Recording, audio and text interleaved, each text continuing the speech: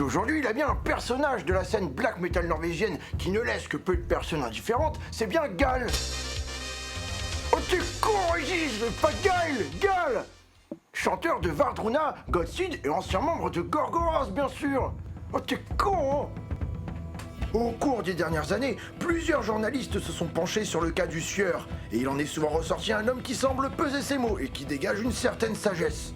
Il vit à Espedal, un village norvégien un peu isolé qui appartient à sa famille depuis plusieurs générations. Et si son activité principale reste de chanter dans diverses formations, il s'improvise peintre à ses heures perdues. Le 27 janvier 2010, il est élu homosexuel de l'année par le Bergen Gay Gala. Et 2 années auparavant, il avouait son homosexualité au magazine allemand Rockart, allant même jusqu'à raconter à un journal local comment il avait rencontré son petit copain de l'époque. Bon, il vit dans une maison un peu esselée. Bon, il est gay, il a rencontré son petit copain dans un club.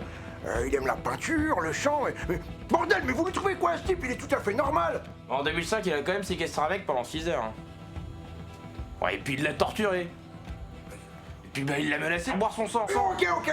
Oui, c'est vrai, les journaux font tout un pataquès des histoires de Gal. On en est même rendu à un point où aujourd'hui les gens vont au concert de ce magnifique groupe qu'est Vardruna juste parce que Gal chante dedans. Mais bon, si le bonhomme n'avait pas autant de quoi attirer l'attention aussi, de par son charisme, ses réponses données aux journalistes et ses actes, punis par la loi, hein, Gal, alias Christian Espedal, est devenu au fil du temps une personnalité incontournable de la scène black metal.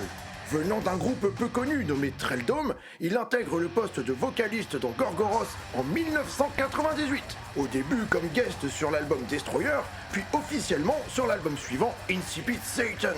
Alors qu'il avait déjà été condamné à quelques mois d'incarcération en 2002 pour agression physique sur un homme, il commence véritablement à attirer l'attention lorsque cette fois, il écope de 14 mois de prison pour avoir séquestré un homme pendant plus de 6 heures. Et ouais, hein, le black metal, c'est pire que le gangsta rap, hein. Si t'as pas fait de tôle, t'es pas crédible dans la street, négro. Bref, l'histoire se serait déroulée ainsi. Le frère de Gal aurait organisé un after chez lui. Mais avant ça, un petit convoi devait passer chez Gal avant de rejoindre la soirée. Et ce mec les aurait suivis, alors qu'il n'était même pas invité et qu'il avait déjà un peu cherché la merde juste avant. Les esprits se seraient échauffés, suite à quoi l'homme a été assommé, attaché sur une chaise dans le salon, tabassé, et Gal lui aurait même dit qu'il allait boire son sang dans une tasse. Sérieux les mecs? Je veux bien, mais bon, ce mec essayait juste de se faire des amis. C'était pas la peine de lui faire subir un truc pareil. Salut les gars, je voulais savoir si je pouvais venir à la soirée.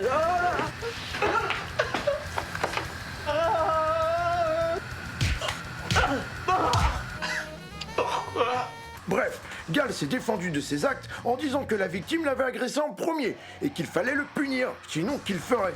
Et pour le sang dans la tasse, il a osé dire que c'était pour ne pas salir le sol de sa maison. Je sais pas pourquoi, mais ça respire toujours le foutage de gueule quand un black métalleux se retrouve devant les juges. La maman de Gal s'est retrouvée à défendre son fils lors du procès.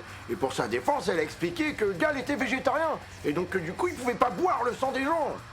Et putain, il y a certaines personnes qui doivent se demander qu'est-ce qu'il y a à foutre sur cette planète. Hein. Comme on a pu le voir, le black metal défrayait la chronique dans les années 90. Mais depuis, tous ces sales gosses se sont calmés et se sont penchés sur des choses un peu plus sérieuses. À part l'ami Varg de Burzum. Mais bon, ça va, on a compris maintenant. Il est clair que Gorgoroth était le seul groupe de black metal norvégien à faire encore la une dans les années 2000. Et pas seulement parce que Gal torture des gens chez lui, ou parce qu'il est la seule black metal star à avoir fait son coming out. Non, il a plus d'un tour dans sa manche, le petit père Gal. Le 1er février 2004, un scandale éclate à Cracovie, en Pologne, lorsque dans le cadre d'une captation destinée à leur DVD, Gorgoroth donne une prestation pas très catholique. Des dizaines de litres de sang, des têtes de moutons empalées, 2 femmes et 2 hommes simulant la crucifixion du Christ en arrière-plan.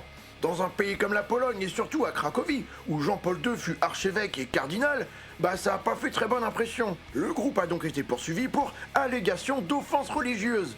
Bon ok, à la limite ça c'est compréhensible vu le contexte, mais aussi pour cruauté envers les animaux. Ça fait con pour un végétarien. Mais bon, sachant que les têtes de bestiaux étaient des restes de boucherie, ça n'était pas très justifié. Bon, finalement, le groupe fut relaxé, le DVD est sorti, et c'est l'organisateur du concert qui a reçu une amende de 2500 €, car c'est lui qui était censé être au courant des lois dans son pays. Puis là, le mec, je lui dis, t'as qu'à changer de slip, attends, quitte pas. Alors, on a reçu le rider, enfin. Alors, 9 repas, dont un végétarien, bouteille d'eau, jus de fruits, 3 packs de bière, 5 serviettes, 17 têtes de mouton décapitées, 80 litres de 120 kg de boyaux. Ok, c'est nickel, c'est parti. Tu me prépares ça? Gorgoroth a développé une imagerie très extrême sur scène, et c'est aussi le seul groupe de cet acabit à avoir joué aussi haut sur l'affiche du Wacken Open Air. À cette époque, c'était la version de Gorgoroth sans le guitariste Infernus, mais c'est un bel aperçu de l'enfer que le groupe arrive à créer sur scène. Après, il est intéressant de noter que le coup des figurants nus et crucifiés sur scène, le groupe de rock sataniste psyché Coven l'avait déjà fait dans les années 70. Au-delà le strass et les paillettes des tribunaux et des galas gays, Gal et Gorgoroth, c'est une vraie histoire d'amour digne d'une véritable saga feuilleton.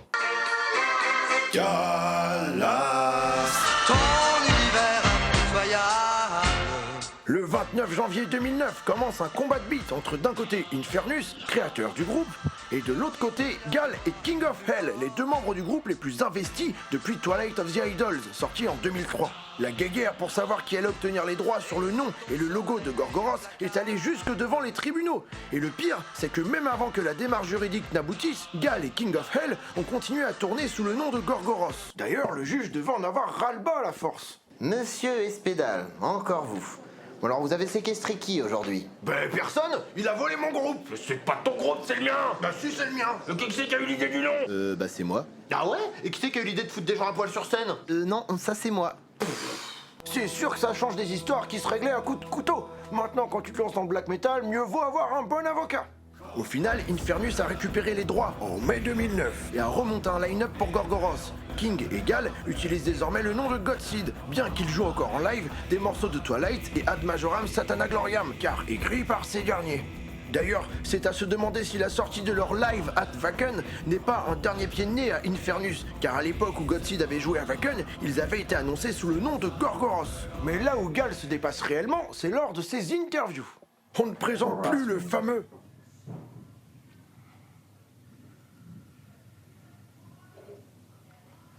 Satan. Mais on connaît un peu moins ce passage du reportage True Norwegian Black Metal, où après une question d'un des journalistes, Gal reste immobile et muet pendant exactement 2 minutes 30, sans même cligner des yeux. So do you get frustrated being a lone wolf, or do you like it?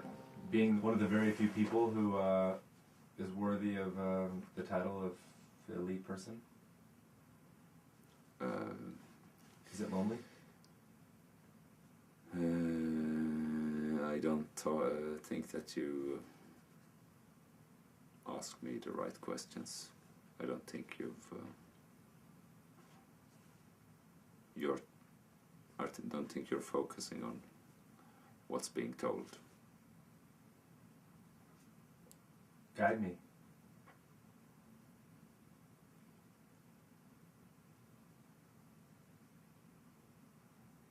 Putain, j'imagine même pas la gêne absolue qu'ont dû ressentir ces pauvres gars enfermés là-haut avec Gal.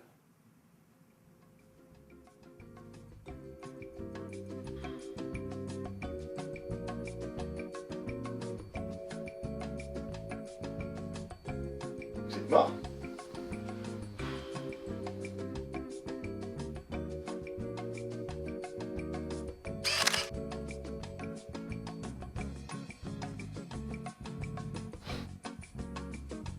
Je vais me faire un café si t'en veux un.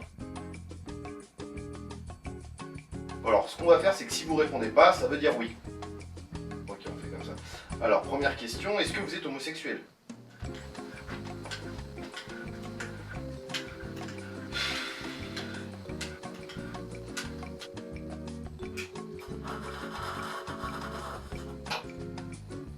Un, deux, trois, soleil. Regarde ça. Ouf. Je suis pas en PD, moi. Ah. Putain. Un, deux, trois, soleil. Putain, mais comment tu fais? Bon. Ah, désolé, mais nous on y va. Hein. Couche-toi bien dehors, il fait froid. Bah, écoute, peut-être une prochaine. Hein. Ciao.